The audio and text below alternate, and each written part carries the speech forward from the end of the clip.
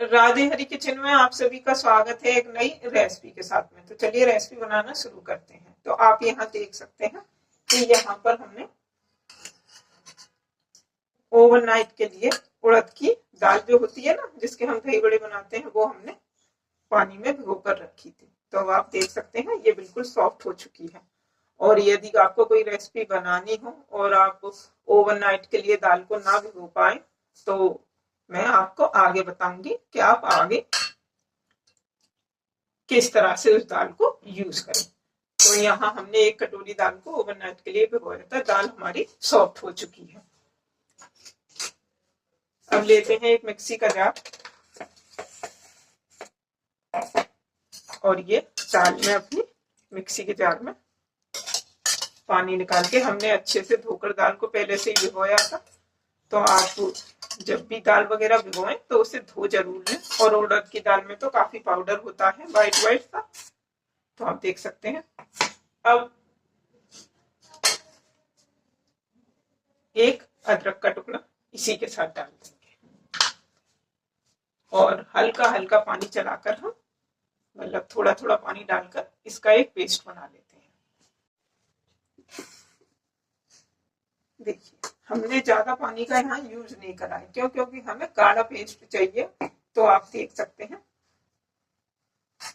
देखिए कुछ इस तरह का पेस्ट हमने बनाकर तैयार किया है।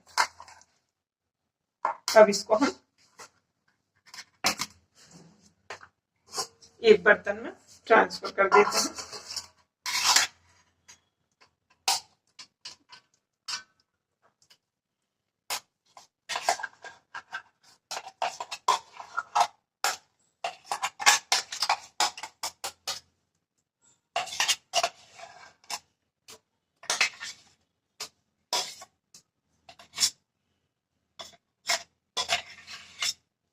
देखिए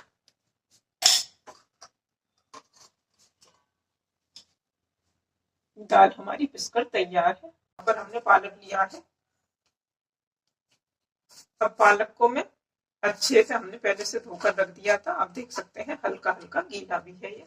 और इसको मैं डंठल जो मोटे हैं उनको अलग हटा दूंगी और जो सॉफ्ट डंठल है उनको भी हम कट कर लेंगे। तो हम पहले पालक को कट कर लेते हैं। पालक को हमने अच्छे से कट कर लिया है और इसको भी साइड रखते हैं। यहाँ हमने एक गोभी लिया है। अब इस गोभी को हम कद्दूकस कर लेते हैं। गोभी को हमने कद्दूकस कर लिया है। और देखिए इस आप ये हमने डंठल सहित ही गोभी को पहले से धोकर रखा था, जिससे कि हमारे डंठल, हमें ये जो गोभी के डंठल है ना, फेंकने ना पड़े। जब आप सब्जी बनाएं तो इनको यूज कर सकते हैं। गोभी को हमने पहले से धोकर रखा था। आप देख सकते हैं इतना गोभी हमने कद्दूकस कर लिया।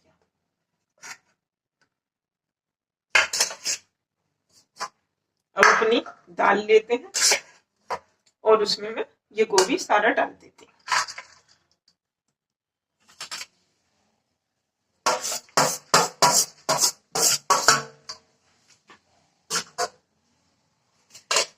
ये जो पालक हमने काट कर रखा है इसको भी डाल देते हैं।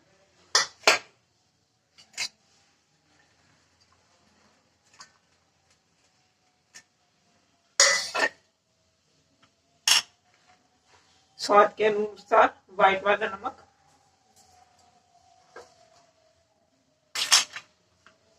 गरम मसाला और चाट मसाला।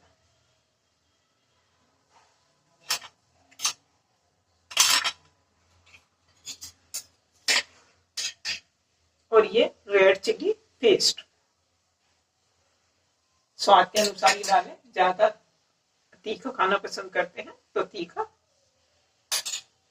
और ये एक कटी हुई हरी मिर्च वाली। अब इनको अच्छे से पहले मैं मिक्स करती हूँ। सब चीजों को हमने अच्छे से मिक्स कर लिया है। और ये आधी कटोरी हमने सोयाबीन का आटा लिया है। सोयाबीन जो होते हैं जिन्हें हम भिगोकर यूज करते हैं, तो ये उसका आटा है। आपको मार्केट में आसानी से मिल जाएगा। अब पहले हम इनको अच्छे से मिक्स करते हैं। आज हम सर्दियों के सर्दी स्पेशल गर्मा गर्म पकोड़े बनाएंगे और वो भी प्रोटीन से भरपूर। तो अब आप यहाँ देख सकते हैं कि मिश्रण कुछ देखिए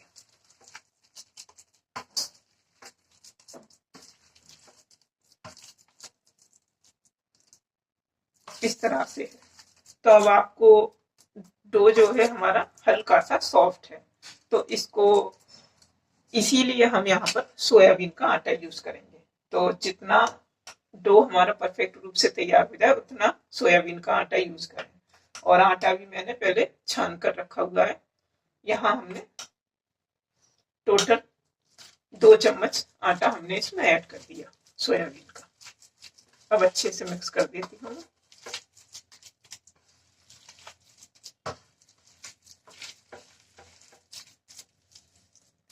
गोभी और पालक की जो सॉफ्टनेस इसमें आएगी ना, वो आप जब बनाकर देखेंगे तो आपको पता चलेगा। आपने उड़द की दाल के दही बड़े तो कई बार बनाए होंगे। इस तरह से आप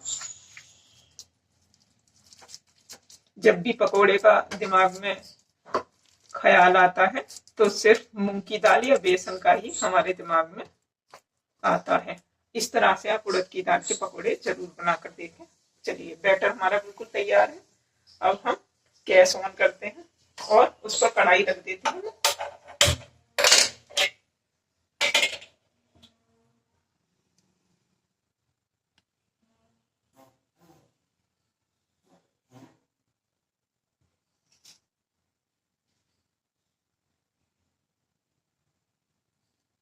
हमने कढ़ाई रख दी है और कढ़ाई को हल्का सा गर्म हो जाने देते हैं। फिर हम इसमें ऑयल डालेंगे। आप किसी में भी बना सकते हैं, रिफाइंड में। हम यहाँ सरसों के तेल का यूज कर रहे हैं।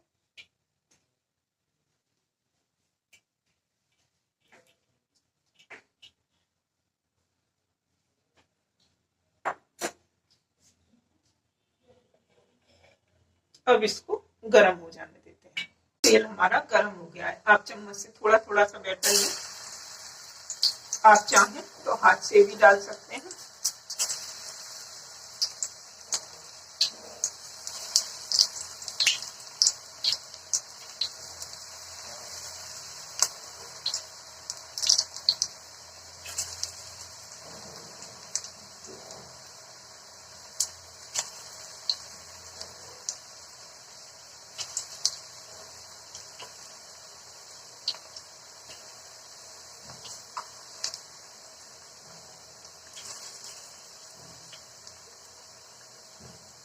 गैस की फ्लेम को हमने तेज कर दिया और इनको फ्राई होने देते हैं।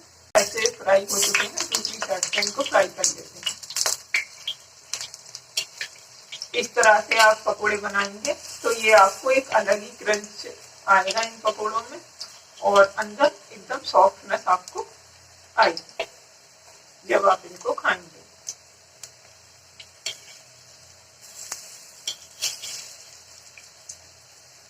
मूंग की दाल के पकोड़े तो हम अक्सर बनाते ही रहते हैं। तो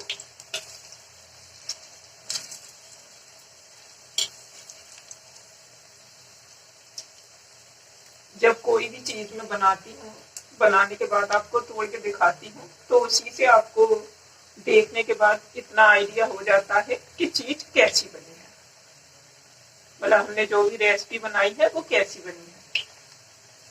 तो आप देख सकते हैं, इनको धीमी आंच पर ही फ्राई करें। और आपको मैंने बताया कि हमने दाल को बिल्कुल ज्यादा गीला नहीं करा था, पानी कम डाला था और पीसते समय। और दूसरी बात, आपके पास आइस क्यूब हो तो आप आइस क्यूब भी यूज कर सकते हैं दाल को पीसते समय।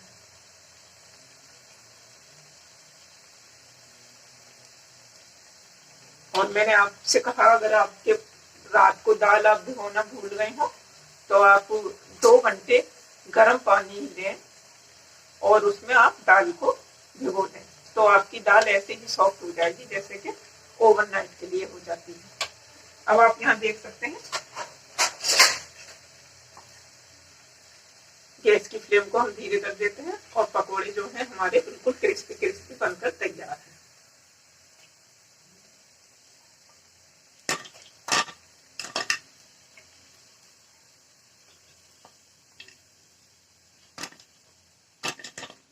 एकदम यूनिक और बिल्कुल अलग तरह के पकौड़े देखिए। तो अब मैं अपने बाकी के पकौड़े भी फ्राई कर देती हूँ इसी तरह से।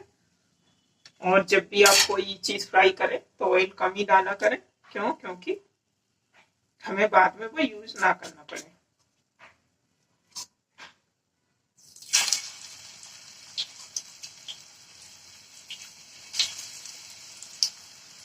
ये भी फ्राई हो चुके हैं और इनको भी हम निकाल लेते हैं।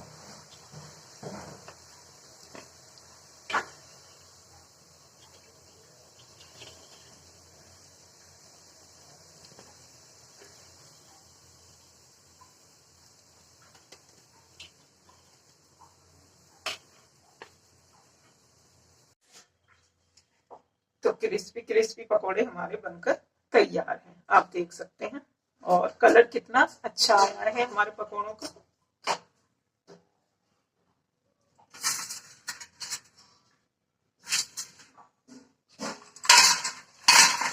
आप आवाज से आपको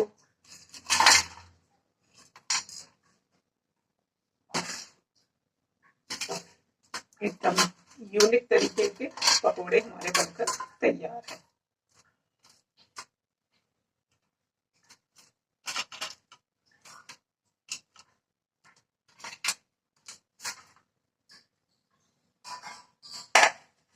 अब मैं आपको दिखाती हूँ कि ऊपर से ये कितने क्रिस्पी हैं और अंदर से ये कितने सॉफ्ट हैं।